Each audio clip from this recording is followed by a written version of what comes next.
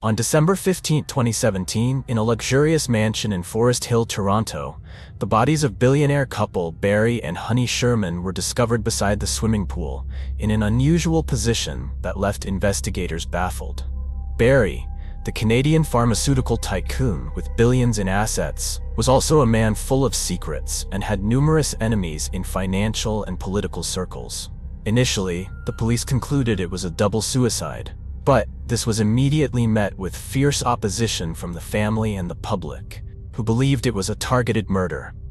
Under public pressure, the police reopened the case as a homicide investigation. They interviewed 127 witnesses and reviewed more than 2,000 hours of security footage, but all leads came to a dead end. The investigation stalled due to a lack of direct evidence and deliberate removal of traces, until Barry's will was revealed, exposing a shocking detail. The official heirs had been changed at the last minute. Could this be the real motive behind their deaths? Don't forget to like and subscribe to uncover the full mystery behind the case that once shook all of Canada. On the morning of December 15, 2017, a real estate agent arrived at the mansion at 50 Old Colony Road for a scheduled showing to potential buyers. While checking the indoor pool area, the agent unexpectedly discovered an elderly couple lying motionless in an unusual position. Both were seated against the pool wall, their bodies held in place by ropes tied to a metal railing. At first, he approached out of curiosity, but was soon shocked to realize both individuals were dead. In a panic, he immediately called the police to report the incident. Less than 15 minutes later, local police arrived at the scene. Through the autopsy process, police identified the two victims as Mr. Barry Sherman, 75, and his wife, Mrs. Honey Sherman, 70. Mr. Barry Sherman was the founder of Apotex, the largest generic pharmaceutical company in Canada and one of the leading in the world, with a personal fortune worth billions of dollars.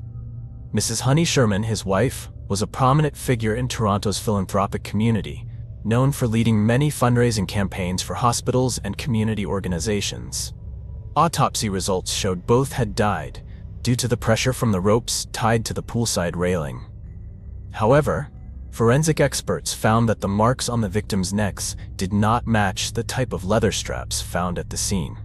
The evidence suggested they may have been killed using a thinner cord, raising suspicions that the crime scene had been staged.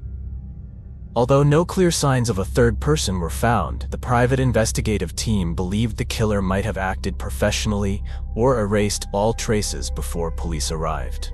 Additionally, both victims had unusual marks on their wrists, suggesting they were restrained, though no related evidence was found at the scene.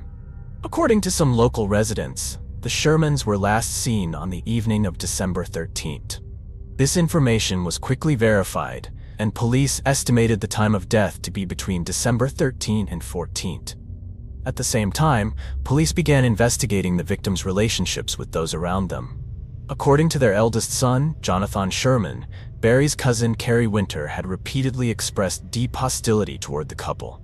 He called Barry a greedy, ungrateful man and claimed his death was a form of karma. These very statements made Carrie Winter the prime suspect in the case. Soon after, police summoned Carrie Winter to the Toronto Police Department for questioning. In the interrogation room, Carrie denied any involvement in the Shermans' deaths. He admitted to a long-standing conflict with Barry, but insisted he had never considered violence.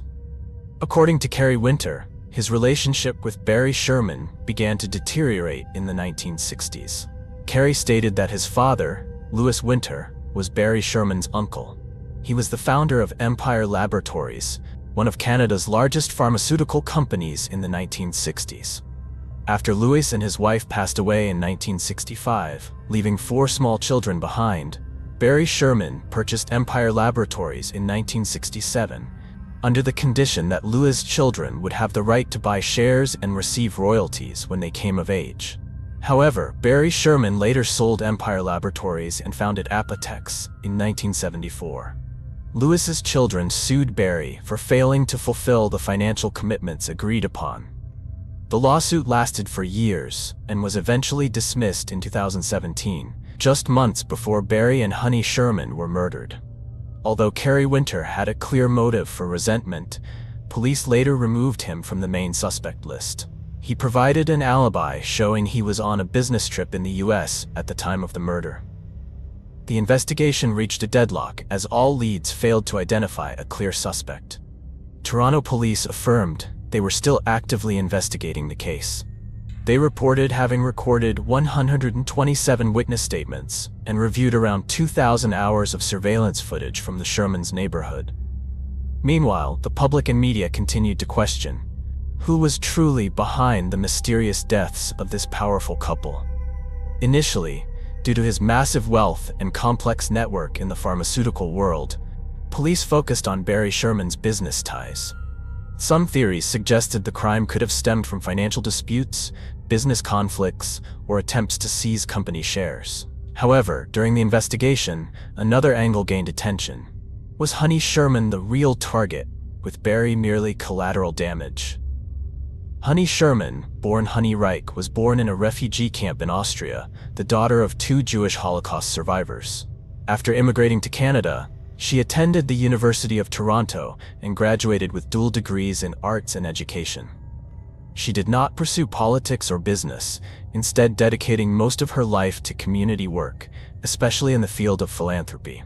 She played an active role in many organizations such as the UJA Federation, the Wiesenthal Center, and Mount Sinai Hospital. Together with Barry Sherman, she donated tens of millions of dollars to nonprofit organizations, most notably a record-breaking $50 million to the United Jewish Appeal. Despite her social influence, Honey did not participate in Apotex's operations and had no decision-making power in major investments. Therefore, the theory that she was the primary target soon lost credibility. Investigators leaned toward the possibility that Barry was the intended victim.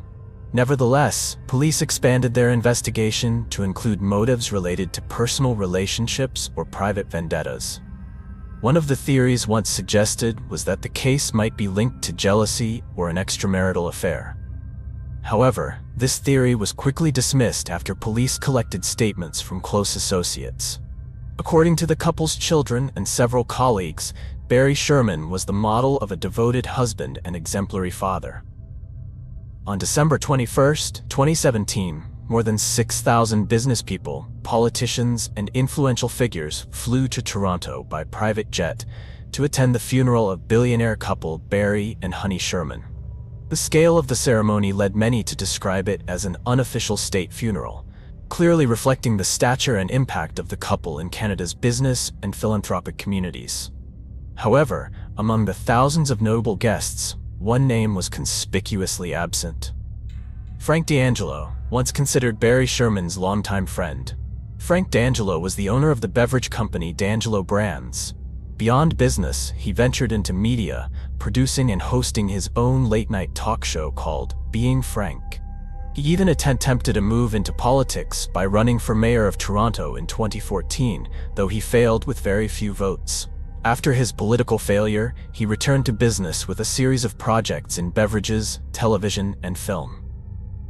Most of these projects were small-scale and poorly structured, with initial investments of only a few $1 million. Frank D'Angelo personally approached Barry Sherman to invest in his new projects. Surprisingly, Barry, known for being cautious and strict with his finances, agreed to provide funding. However, the continuous flow of money into Frank's failing projects drew strong opposition from the Sherman family, especially from eldest son, Jonathan Sherman. Jonathan and his siblings feared that Frank was taking advantage of their father's trust, thereby seriously harming the family fortune. According to financial documents and legal records, Barry invested over 100 million Canadian dollars into Frank's unprofitable ventures. This unusual generosity led many to question the true nature of Barry and Frank's relationship. Some theories suggested there may have been a special emotional bond between them, though this has never been confirmed. To prevent rumors that could damage the family's reputation, Jonathan took steps to limit Frank's influence while Barry was still alive. After Barry and Honey Sherman's funeral, the conflict between both sides broke into the open. The peak of the conflict was the Sherman family's deliberate move to block Frank from attending the funeral, clearly demonstrating a firm and uncompromising stance. After discovering this lead, police immediately summoned Frank D'Angelo for questioning. He denied all rumors of a romantic relationship with Barry Sherman. Frank insisted his feelings toward Barry were based solely on respect and sincerity. He also recounted their last meeting, which took place just 3 days before the tragedy. According to Frank, Barry was the one who initiated the visit, after months of no contact due to Jonathan Sherman's objections. Frank invited Barry in for breakfast. Before leaving, Barry reportedly said a deeply emotional sentence. "Having Frank as a friend, I'm content. I have no regrets if I go." Frank saw it as a prophecy and gets emotional every time he recalls it. He insisted he would never harm Barry, as he had no reason to. Police investigated the possibility that Frank sought revenge over the unpaid $100 million Canadian loan. However, this theory was quickly ruled out, as Frank had a solid alibi. Moreover, Barry Sherman was not only Frank's biggest financial supporter for years, but also never pressured him to repay the loan. Harming Barry would have meant destroying his only lifeline, bringing no personal or financial gain. If Frank didn't benefit, then who stood to gain the most from the Sherman's will? In Canada, wills are typically made public once certified by the court. However, when veteran reporter Kevin Donovan of the Toronto Star searched for Barry Sherman's will, he found it had been sealed at the Sherman family's request. The given reason, the vast fortune and the fact that the suspect was still at large, posed a threat to the heir's safety. Following that statement, the Toronto Star reacted swiftly, rejecting the family's justification and questioning the legitimacy of sealing the will. Citing the principles of judicial transparency and public access to information, the Toronto Star filed lawsuits in lower and appellate courts. These courts sided with the Sherman family, citing safety concerns for the heirs and the privacy of the large estate. The Toronto Star lost at these levels and was denied access to the will unless the Sherman family gave permission. However, when the case reached the Supreme Court of Canada, the ruling was overturned. The court stated, "The principle of transparency in judicial processes is fundamental and cannot be overridden by vague privacy or security concerns." When the will's contents were made public, the result surprised many. The entire document contained only one sentence: "All of my estate I leave to my wife, honey." However, since the Shermans died almost simultaneously, the clause leaving everything to Honey Sherman became invalid. In such cases, inheritance law and backup clauses in Barry Sherman's will would automatically apply. Honey Sherman also had a separate will. When combined with both trusts they had previously established, the final result was the entire estate, estimated at around 10 billion Canadian dollars, was transferred to their 4 children. This division was completely legal and in accordance with current regulations. However, the fact that the children became the main financial beneficiaries of their parents' sudden death raised many sensitive questions. Could there have been an internal family conflict serious enough to lead to such an unimaginable act? While the media often portrayed the Sherman family as close-knit and successful, legal documents and court records reveal a more complex reality. Barry Sherman, though a loving father, was also known to be extremely controlling, especially when it came to financial and business matters. A few years before his death, his own children, or the trusts he created for them, filed lawsuits related to the management and distribution of assets within the family trust system. The relationship between Barry Sherman and his eldest son, Jonathan Sherman, was reportedly the most strained in the family. The main reasons stemmed from differences in lifestyle, career direction, and the influence of controversial figures like Frank D'Angelo. Jonathan had no intention of taking over Apotex and wanted to pursue his own path. These underlying tensions, combined with the fact that the children were the beneficiaries, led some investigators and journalists to explore the theory of possible involvement from within the family. However, this was an extremely sensitive line of inquiry. The Sherman children also faced a wave of harsh speculation from the public. Even though they consistently expressed love for their parents and actively cooperated with investigators. They even offered a $35 million CAD reward to help find the killer. To this day, there is no evidence suggesting that any of Barry Sherman's children were involved in the case. The murder of Barry and Honey Sherman is not only a deeply personal tragedy for their family, but also exposes the dark underbelly behind the glittering facade of the ultra-wealthy elite. Years have passed, yet the core question remains unanswered. Who killed the Shermans? And why? What do you think about this case? Leave your thoughts in the comments below so we can discuss together.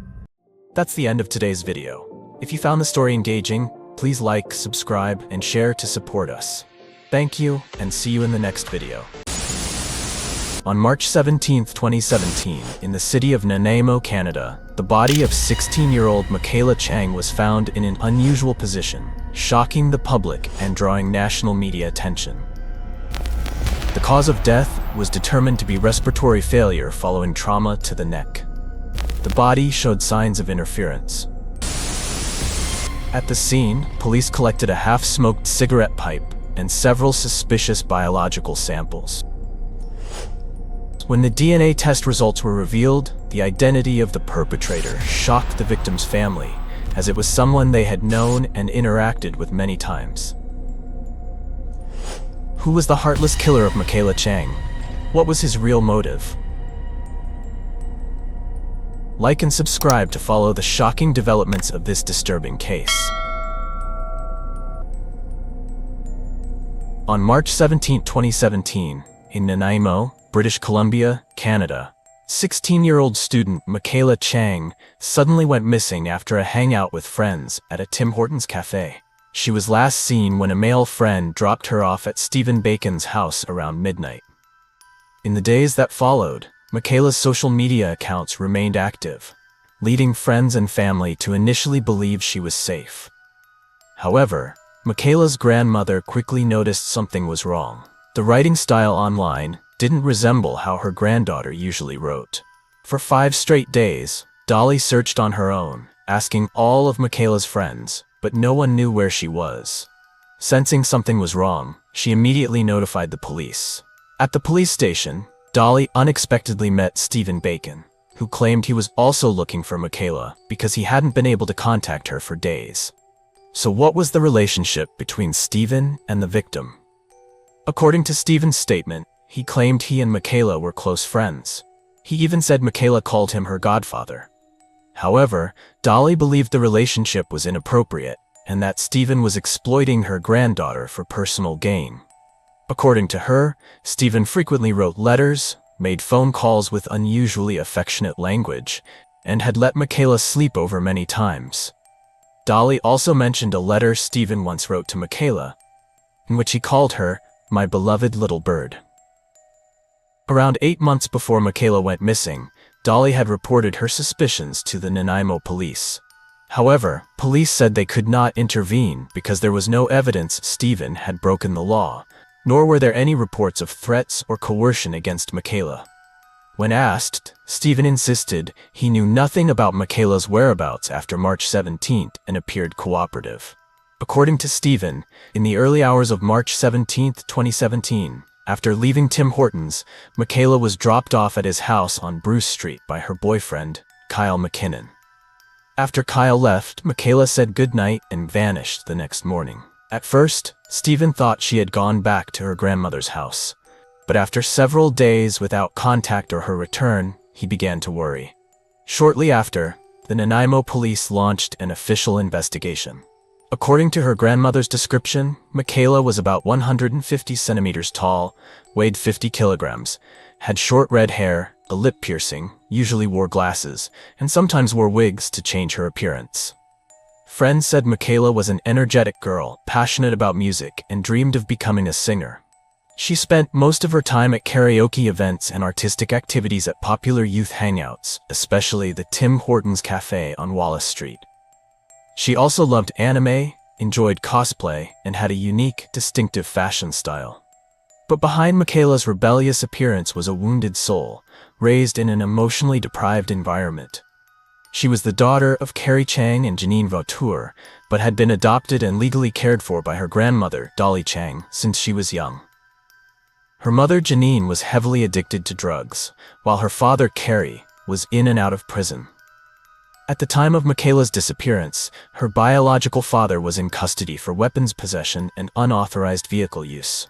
One day, while Michaela was humming a song at Glory Dam Park, she happened to meet Stephen Bacon, an older man with long gray hair and a lonely demeanor.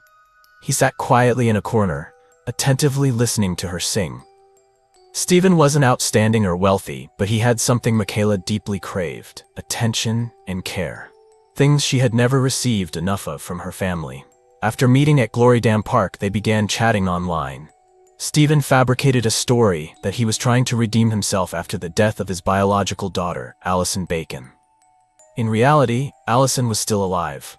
Stephen expressed his desire to legally adopt Michaela.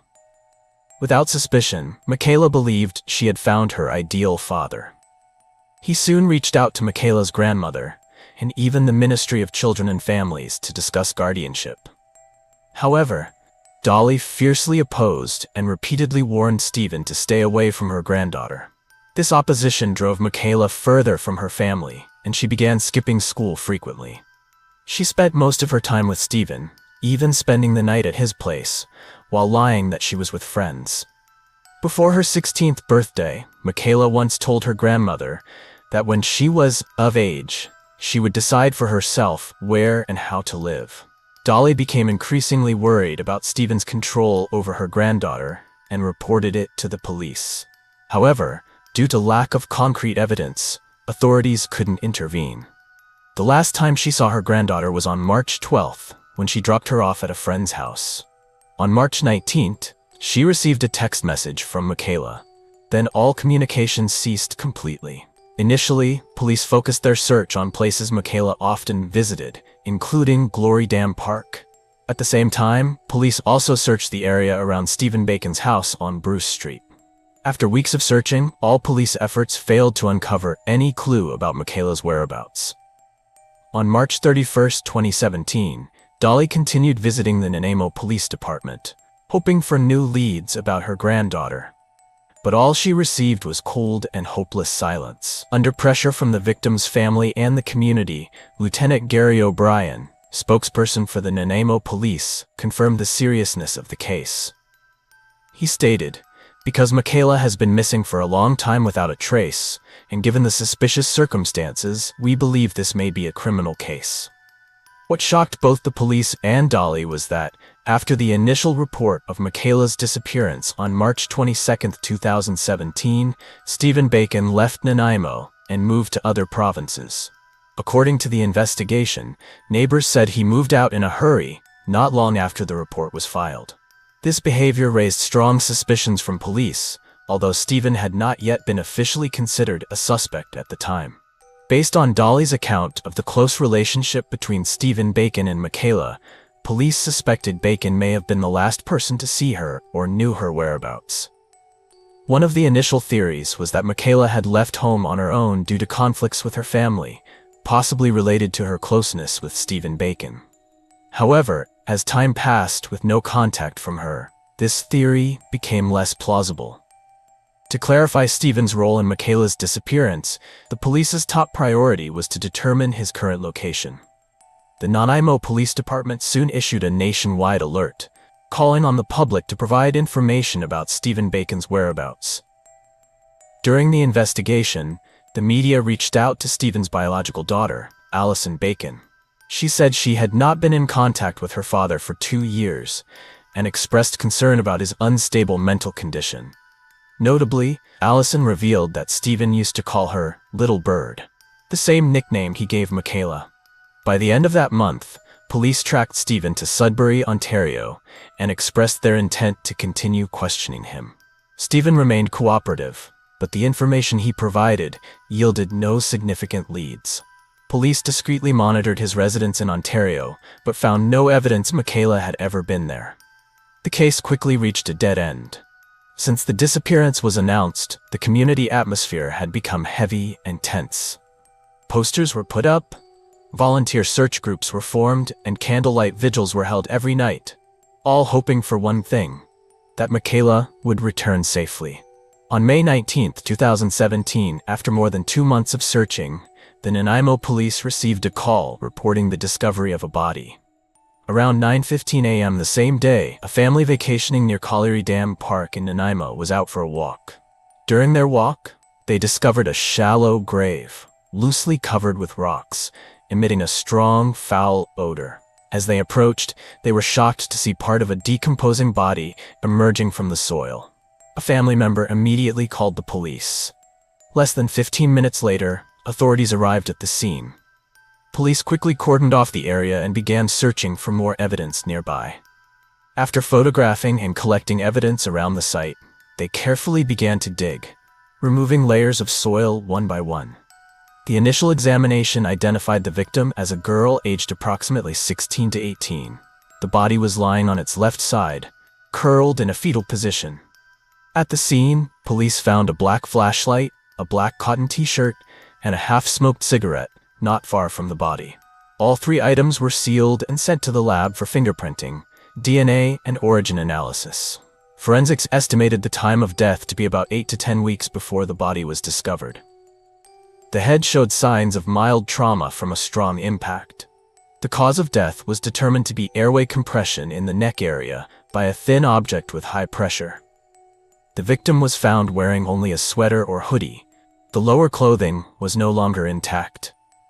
From this detail, investigators suspected that the victim may have been assaulted before death. After cross-referencing missing persons records, police immediately contacted Michaela's grandmother. Although not 100% confirmed, all signs matched. They hoped the family could help identify the victim before proceeding with a DNA test. Upon hearing the news, she was paralyzed with shock. Her eyes lifeless, hands trembling, she couldn't believe it was real. Despite the overwhelming pain, she made her way to the scene. Facing the heavily decomposed body, she sobbed. "That's my granddaughter. It's Michaela."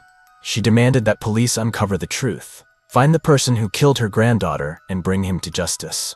Shortly after, forensic experts began analyzing the cigarette butt found at the scene. From the saliva and epithelial cells left behind, they extracted a clear DNA sample. At the same time, they also found suspected biological traces of the killer on the victim's shirt. When compared to the National Crime Database, the results were shocking. The DNA matched Stephen Bacon. From there, police discovered that Stephen Bacon had a criminal history involving previous offenses. All evidence pointed to Stephen as the perpetrator in Michaela Chang's case. Immediately after identifying the suspect, the Nanaimo police dispatched a special task force to Sudbury, Ontario, where Stephen was believed to be living. But when they arrived, the apartment was empty. Neighbors said he had disappeared without saying a word days earlier. A nationwide warrant was issued, and media outlets covered the case widely. But the manhunt yielded no results. Stephen seemed to have vanished from the world. Until September 2019, more than 2 years after the crime, a call suddenly came through the hotline. A resident of New Brunswick reported that a man resembling Stephen Bacon often loitered around a convenience store at midnight. He never bought anything, just stood there and vanished. Nanaimo police immediately coordinated with local authorities. They monitored the area discreetly for 3 consecutive nights. On the 4th night, as predicted, a tall, thin figure appeared. "That's him." One nod and 3 officers rushed in to arrest him. Stephen Bacon did not resist. He remained silent, pale-faced, and was escorted back to Nanaimo that night. In the interrogation room, Stephen Bacon firmly denied all charges related to the case. But when confronted with overwhelming evidence, he began to tremble, lowered his head, confessed to the crime, and recounted the entire chilling incident. On March 17, 2017, after Michaela's boyfriend, Kyle McKinnon, dropped her off at home, Stephen became enraged at their closeness. According to his testimony, Michaela once shared that she was dating a boy 2 years older. Stephen repeatedly expressed disapproval and demanded she end the relationship with Kyle. He believed Michaela was too young and should only focus on being his daughter. This twisted form of control upset Michaela. She once thought Stephen understood and supported her, but she was wrong. During a conflict at his home, Stephen Bacon pushed Michaela to the floor. The impact injured her and caused her to lose consciousness. After placing Michaela on the sofa, about 15 minutes later, Stephen took her life. According to the investigation, he later committed immoral and illegal acts on the corpse, showing extreme emotional and psychological deviation. A few hours after the crime, Stephen used Michaela's phone to impersonate her, logging into her social media and messaging friends and family. He continued this act for days to mislead people into believing Michaela was still safe and just out of reach. On the morning of March 18th, Stephen and an acquaintance named Kenneth Postman, a transport truck driver, moved Michaela's body to a wooded area near Nanaimo Lakes Road. There, they buried the body in a shallow grave. On March 22nd, Stephen went to the police station to report Michaela's disappearance. In front of police, he reassured Dolly that he would reach out if he heard anything.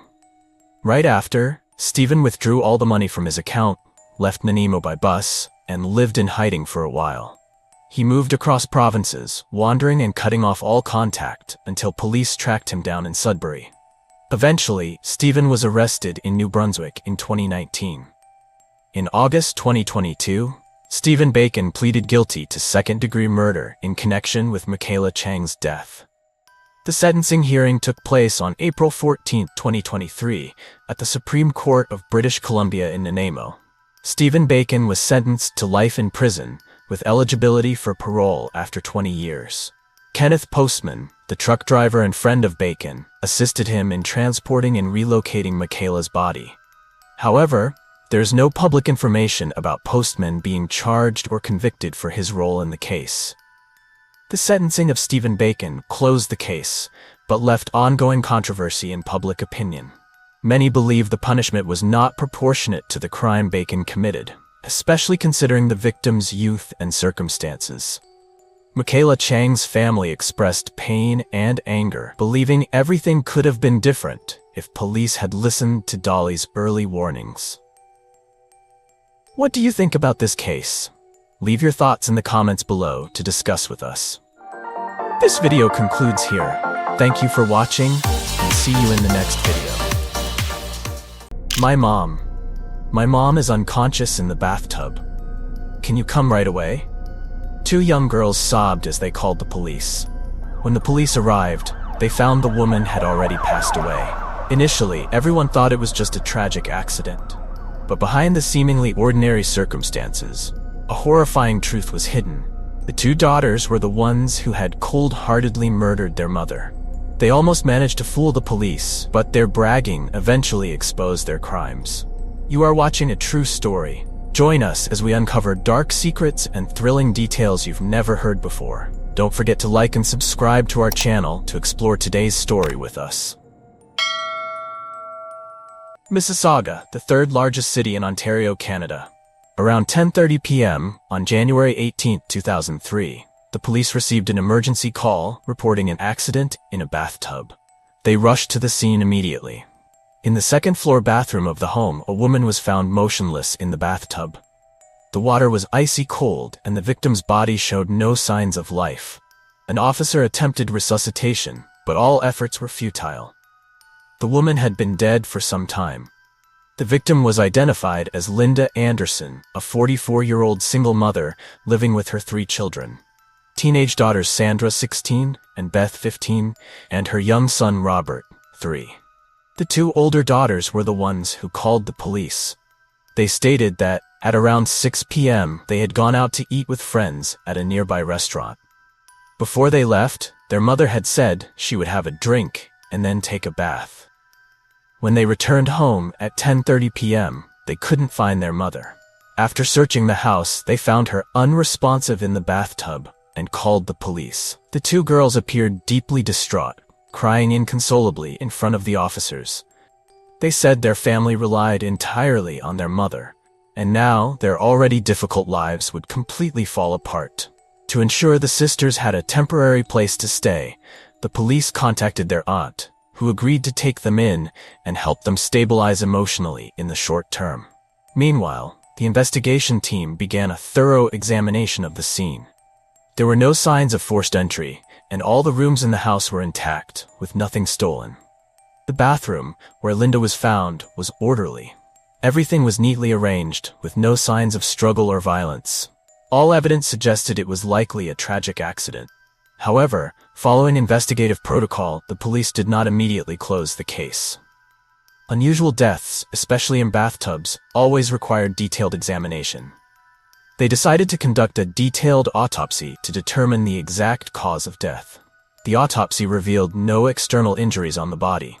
There were no bruises, no signs of struggle, and no foreign fingerprints on her body. However, what caught the investigators' attention was the alcohol content in Linda's blood, which was 0.4%, 5 times the legal limit for driving. This level of alcohol was dangerously high, capable of causing unconsciousness or death in some cases. Based on these details, the police tentatively accepted the hypothesis that Linda had been intoxicated, fallen into the bathtub, and drowned. According to her daughter's statements, Linda was a heavy drinker. She reportedly drank every day, at all hours, to cope with the pressures of life. Neighbors confirmed that Linda was frequently intoxicated. Many had seen her stumbling on the street or in her yard. One neighbor even remarked, "She was a good mother, but alcohol ruined everything." Linda was often so drunk she didn't know what was going on, so it's not surprising this accident happened. With the information collected, a picture emerged of a single mother burdened by life's pressures and seduced by alcohol. The police temporarily concluded that this was an accident caused by her alcoholism. Linda Anderson was born in 1959 in a small town in Poland. As an adult, she decided to immigrate to Canada, a land full of promise and opportunity. After living in Toronto for some time, Linda moved to Mississauga, Ontario, where she found peace in the natural surroundings and the slower pace of life. Her new life felt complete when she met a charming man named Coben. Their love quickly blossomed, and in 1987, Linda and Coben officially got married. A year later, they welcomed their first daughter, Sandra, followed by Beth, a smart and adorable little girl. Their family of 4 was filled with happiness, and Linda believed the future was full of hope. However, happiness didn't last long. Coben's personality changed, and not long after, he fell in love with another woman, leaving Linda and their 2 daughters. The divorce not only broke Linda's heart but also plunged the family into financial hardship. Coben provided no financial support, leaving all the burden on the single mother's shoulders. To support her daughters, Linda had to work 2 jobs. The economic pressure left her exhausted, which may have led her to turn to alcohol. Linda frequently became intoxicated, and in her drunken state, she often grew irritable and yelled at her daughters. Sandra and Beth were too young to understand their mother's struggles, and they only felt abandoned in her battle with alcoholism. A few years later, Linda felt the family needed a man for support, and remarried a man named Doug. The two had a son, Robert, together. Initially, Doug appeared to be a kind and devoted husband, taking care of the children, but his true nature soon surfaced. Doug was not only hot-tempered, but also took advantage of Linda's absence to abuse the 2 young girls. Sandra, who was only 12 years old at the time, became his first victim. Threatened by Doug, the girls didn't dare tell their mother and only confided in a pastor at a nearby church. Sadly, the pastor didn't report it to the police, but advised Sandra to speak directly with her stepfather. This approach didn't resolve the issue, and Doug's abusive behavior continued for years. By 2001, Doug's actions were finally exposed when Linda accidentally caught him in the act. He was charged and thrown out of the house. However, the emotional scars he inflicted on Sandra and Beth were irreparable. The 2 failed marriages left Linda in a deep crisis. She became completely dependent on alcohol, and her drinking problem worsened over time. Each day after work, she drank until she passed out. The entire neighborhood was aware of Linda's condition. They often saw her stumbling home or sitting alone with a bottle of vodka in hand. Despite this, Linda still tried to fulfill her role as a mother. Sandra and Beth, now older, helped their mother take care of their little brother, Robert. However, Linda's alcoholism made the family atmosphere increasingly stifling. When Linda passed away, police found 2 bottles of vodka on her bathroom shelf. All signs pointed to her death being a result of drowning while intoxicated. The daughter's statements and Linda's long history of alcoholism led the case to be quickly closed. Before her death, Linda had purchased a life insurance policy. After her passing, the insurance payout was split among her 3 children. Sandra and Beth received a total of $133,000, while Robert received $67,000. Since Sandra and Beth were still minors, their aunt was appointed as their legal guardian. The sisters moved in with their aunt, and life seemed to return to normal. Sheet 1. Nearly a year passed since Linda's death, and the case seemed forgotten. But in December 2003, an unexpected event shocked both the police and the public in Canada. A young man named Charlie, claiming to be Sandra's friend, unexpectedly showed up at the Mississauga police station. Charlie reported that Linda hadn't died in an accident. She was murdered, and the culprits were none other than her own daughters, Sandra and Beth. This information surprised the police. Charlie insisted that Sandra had confessed everything to him, providing detailed accounts of how they killed their mother. Although they didn't want to overlook any leads, the police found it hard to trust his statement. The initial evidence didn't indicate foul play. However, Charlie was adamant, describing the sisters' entire plan in detail. "If you don't believe me," Charlie said, "let me help you. I can get them to confess everything." Based on Charlie's confidence, the police decided to reopen the case. They planned to use Charlie as an informant to gather evidence from Sandra and Beth. Charlie was given a car equipped with hidden audio and video recording devices. Over the next month, he frequently invited the sisters out, attempting to provoke and lead them into discussing the case. Sandra and Beth, accustomed to a reckless lifestyle, readily agreed whenever Charlie invited them out. They often used drugs and spoke openly during their car rides. During one outing, when Charlie deliberately brought up Linda's death, Sandra not only confessed, but also detailed how they executed the murder. Beth laughed loudly, saying they had fooled the entire world. The police were shocked when they reviewed the footage. The two girls not only described the process of intoxicating and drugging their mother, but also seemed proud of outsmarting the police. Beth said, "Mom was completely drunk. She had no idea what was happening. We just had to hold her head down in the tub for a few minutes, then went out for dinner. It was easier than I thought." Sandra added, "We deserve freedom. We're tired of being poor. The insurance money will let us do what we want." Through the recordings, the police discovered that the motive for the crime was the girls' hatred for their mother. They resented Linda's alcoholism, her wasteful spending of the family's money, and their own lack of disposable income. After discovering that their mother had a $200,000 life insurance policy, the sisters began plotting to kill her for the money. They meticulously researched online, looking for ways to commit the perfect crime.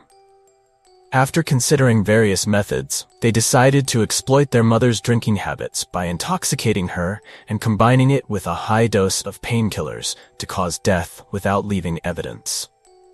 On the day of the crime, they continuously gave Linda vodka. When she was no longer conscious, they forced her to take high doses of painkillers. Finally, they lured her into the bathtub to relax and held her head under water until she stopped breathing. Afterward, they left the house to dine with friends, creating an alibi. Returning home, they pretended to discover their mother's body and called 911. With sufficient evidence from the recordings and Charlie's testimony, the police decided to arrest Sandra and Beth on January 21, 2004, for further investigation. The sisters were detained in a juvenile detention center. To prevent collusion, they were kept completely separate during the investigation. However, the police realized that the recordings alone weren't enough to convict them. If the sisters denied their confessions and claimed they were making up stories, there would be no solid basis for a conviction. The investigation team re-examined all the evidence at the scene and the girls' computer history. They discovered multiple searches related to painkillers, methods of murder, and ways to conceal crimes. Additionally, in text messages with friends, Sandra and Beth explicitly stated their desire to get rid of Mom to live a free life. One friend even provided the painkillers and instructions on how to use them. All of this evidence, combined with the recordings, allowed the police to build a solid case to prosecute the sisters. The once closed case became a national sensation and shocked the entire country. From the phone and social media data, the police uncovered another aspect of the case. Sandra and Beth not only successfully concealed their crime, but also openly bragged about it. In messages with friends, Sandra proudly wrote, "The stupid cops don't suspect a thing. "We're just too smart." Beth even joked, "We deserve an Oscar for our performance." Some friends knew about their actions, but most remained silent. Only Charlie had the courage to come forward and expose the truth. Based on the recordings, text messages, and Charlie's testimony, prosecutors quickly completed the case file to charge the sisters with murder. The trial officially began in November 2005. Despite being intensely questioned by prosecutors, Sandra and Beth adamantly denied their guilt. They claimed the evidence was either misunderstood or fabricated. However, during a separate interrogation, Sandra couldn't withstand the psychological pressure and eventually confessed to the entire crime, detailing every step they took. Sandra admitted that they had made their mother drink until she was completely intoxicated. Then, they gave her a large dose of painkillers to slow her heartbeat and damage her liver. When she could no longer resist, Sandra put on gloves and held her mother's head underwater in the bathtub until she completely lost consciousness. Beth, confronted with her sister's confession, also admitted to being part of the plan from the beginning. She stated that after the crime, they left the house to dine with friends as an alibi before returning to pretend to discover their mother's death. In court, prosecutors emphasized that the girls' motive was nothing but greed. They wanted to escape poverty and spend the insurance money to live a luxurious life. The judge declared, Linda was a mother who worked tirelessly to support her children under difficult circumstances. It's heartbreaking that this loving mother was brutally murdered by the very children she cared for the most. After multiple hearings and irrefutable evidence, the court convicted Sandra and Beth of first-degree murder. However, since both were under 18 at the time of the crime, they were tried under Canada's Youth Criminal Justice Act. The maximum sentence they faced was 15 years, but in reality, they only served 6 years in prison and were moved to a social reintegration center for the following 4 years. The insurance money previously paid to the sisters was ordered to be reclaimed by the court.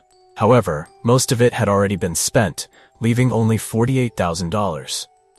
This remaining amount was subsequently given to Robert, Linda's youngest son. The male student who supplied the painkillers to Sandra and Beth was also convicted of being an accomplice and sentenced to 8 months in prison after pleading guilty. In a media interview, Sandra admitted that her childhood was filled with suffering. From age 12, she had been abused by her stepfather, Doug. No one helped her escape that nightmare. After Doug left, her mother's alcoholism destroyed her hope for a family. "I hated Mom because she didn't protect us. But I didn't know I'd have to live with this regret for the rest of my life," Sandra said through tears. After serving their sentences, Sandra and Beth's identities were legally protected under Canadian law, so the names you've heard in this video are pseudonyms. The public knows them only as the Bathtub Girls. Details about their lives after release remain confidential. According to some public sources, Sandra resumed her studies and graduated from college after her release. She has since become a single mother, striving to rebuild her life. Beth is believed to have married, had children, and pursued a law degree. Those who've interacted with her describe Beth as sharp and insightful, making her a promising lawyer. However, their story continues to spark controversy. Some believe society should give them a chance to correct their mistakes, while others argue that such light sentences set a dangerous precedent.